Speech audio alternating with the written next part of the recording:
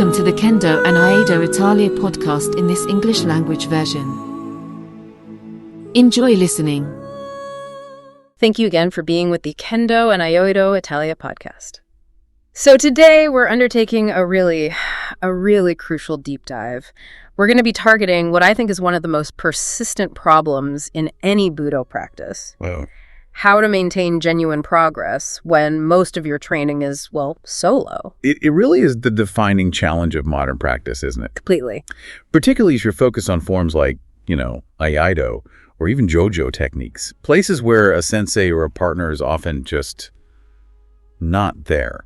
And for this, we've pulled from an exceptional source. We're looking at advice from Seki Sensei, who is the 22nd Headmaster of the K-style. And he brings an immense, 50 years of budo experience to this exact topic.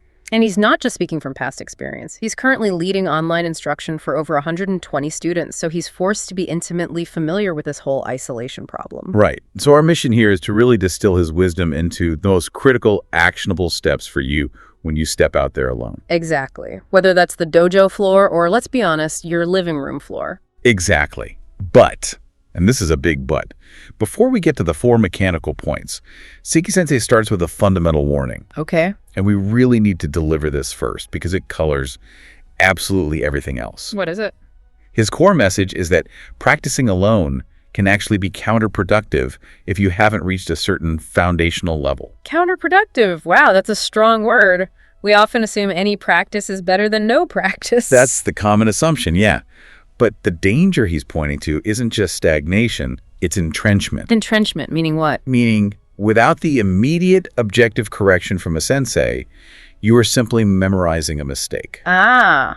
You're training a bad habit right into your muscle memory. You're training it right in. You're deepening the wrong groove, physically and mentally, which can take months, sometimes years of struggle to unlearn. Okay, so if solo practice is this, high-risk activity for a beginner, we have to define what that foundational level even looks like. Well, the sources suggest it's not really about complexity, it's about consistency. It means you've got a stable, reproducible kamae, your posture.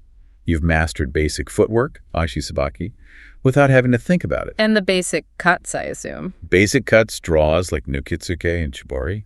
You can do them smoothly without losing your center. Until a sensei sees that and gives you the green light, solo practice should probably be limited to just warm-ups. So that brings us to the core idea then. The non-negotiable prerequisite is that sensei-student relationship. Specifically, the sensei's observation. Precisely. Until that basic level is secure, your number one priority has to be getting your techniques observed and corrected. Which means being proactive, sending videos, asking specific questions. And critically, being completely open about your struggles. You absolutely cannot hesitate to show your shortcomings. This emphasis on the teacher, it feels like more than just technical instruction. It's a cultural cornerstone of budo. It is. The sources even bring up an old Japanese saying. Which is? That the entire success of your journey, how meaningful budo becomes and how much you can grow, depend entirely on the sensei you choose. Entirely. That's a lot of weight on one decision. It forces you to make a really conscious, thoughtful choice. And Seki Sensei, reflecting on his own 5 decades, he adds something that might even challenge traditional ideas. Go on. He stresses the importance of whether he genuinely liked the sensei as a person. Wait a minute, isn't that dangerously subjective? If the goal is mastery, shouldn't we prioritize technical skill over, personal affinity? That's a fair challenge. But the argument here is that in budo, the transmission is inseparable from the human connection. How so? Seki Sensei saw people whose training literally drove them to personal deterioration. Why? Because they forced themselves to train under a sensei they disliked. Just to get a rank or a certification. Exactly. It's a conflict between the ego-driven pursuit of rank and the genuine pursuit of the art. And if that core relationship is toxic, the student often ends up internalizing that negativity. The sources say it sometimes leads them to dislike martial arts altogether. You're passing on a way of life, not just movements.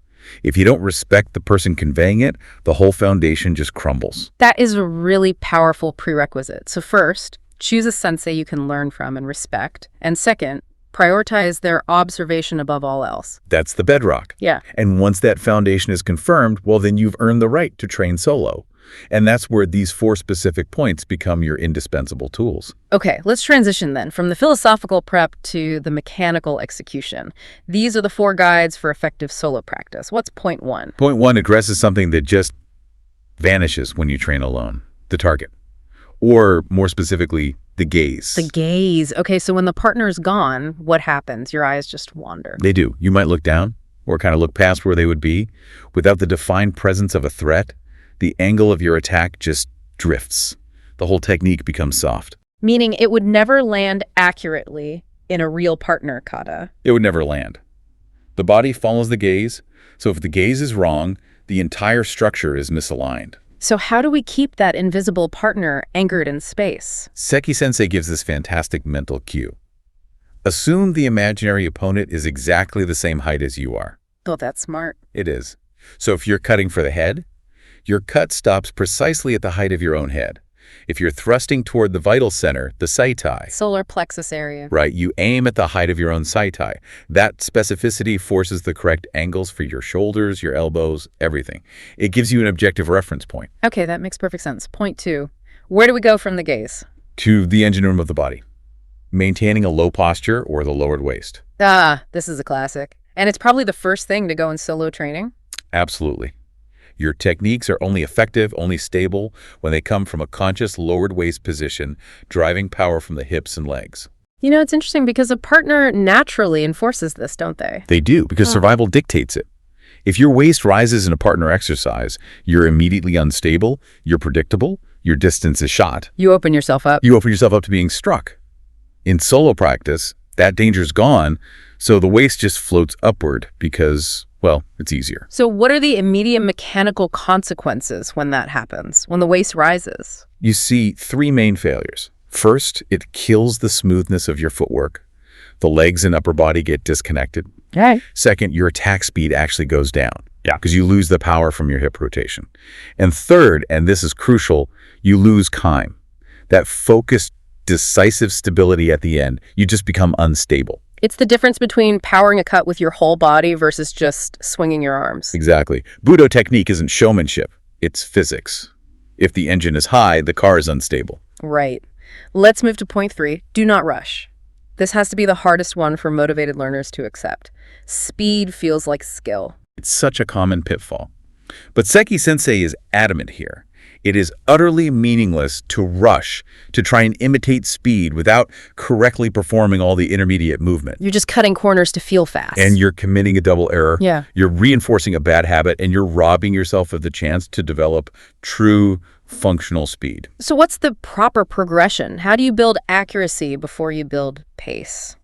The first priority always is practicing techniques carefully, intentionally. For accuracy, make sure every single movement matches what your sensei taught you. And then speed comes naturally. You will develop organically, yes. Speed should be the result of perfect form, not the goal of the practice. And once you get that baseline, there's an advanced tip for self-correction, right? Yes, and this is a great test for yourself. Check if your technique changes when you do it quickly versus slowly. So if the form degrades. If you see your posture change, your gaze shift, any loss of stability when you speed up, you have to immediately go back to the slow, deliberate pace. Compare your movements to videos of your sensei. Break it down. Arms, legs, gaze. Find where it's breaking. That keeps the practice analytical, not just emotional. It turns solo practice from just repetition into structured self-assessment. Which brings us directly to the final and maybe the most counterintuitive point, especially for our culture. Point 4. Discard the notion that doing more is better. This is a firm quality over quantity mandate. The idea of practicing a kata hundreds or thousands of times, that only becomes valuable much, much later in the journey. Years down the line. Many years, when the fundamentals are totally unshakable. For those in their first year or two, that kind of volume in solo repetition is just not effective. Why the prohibition, though? What's the psychological damage? It's because we know that one correct repetition, one that's been validated by a sensei, is infinitely more valuable than 100 repetitions of an error. You're just digging a hole. Every single time you practice incorrectly, you are strengthening the neural pathway for that mistake. So for the beginner, the priority have to be on watching the sensei and having the sensei watch you. Cherish that observed time more than sheer volume. Okay, so if we bring all this together, connecting the 4 practical tips back to that initial big warning, what's the single takeaway for someone training solo right now? The takeaway is that it all emphasizes conscious, deliberate practice guided by expert feedback. The correct gaze, the low waist, accuracy before speed, quality over quantity. These are all mental tools to simulate the pressure and correction a partner provides. But they're useless without the feedback loop. They're completely ineffective and maybe even dangerous without that periodic external reality check from your mentor. You have to confirm your self-correction is actually working. And that reality check, it demands openness, which brings us right back to the human connection. Seki Sensei had a final piece of advice on that, didn't he? He did, and it's a reassuring one. He said students need to completely discard the idea that it's embarrassing for their sensei to see their shortcomings. Or that they might be disappointed. Or disappointed by a lack of skill.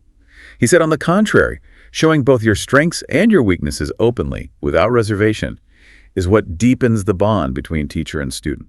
It shows trust. It proves you're committed to the long, hard path, not just trying to look competent. And it accelerates growth, because now the sensei knows exactly where to help.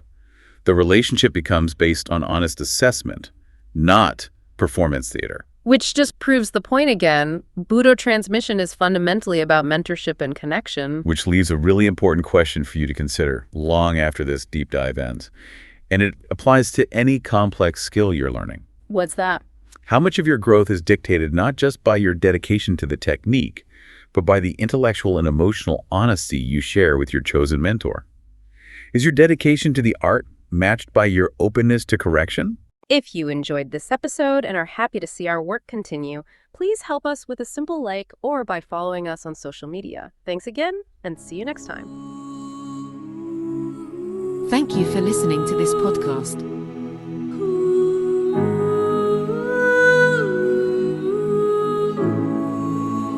Kendo IAIDO Italia, il podcast.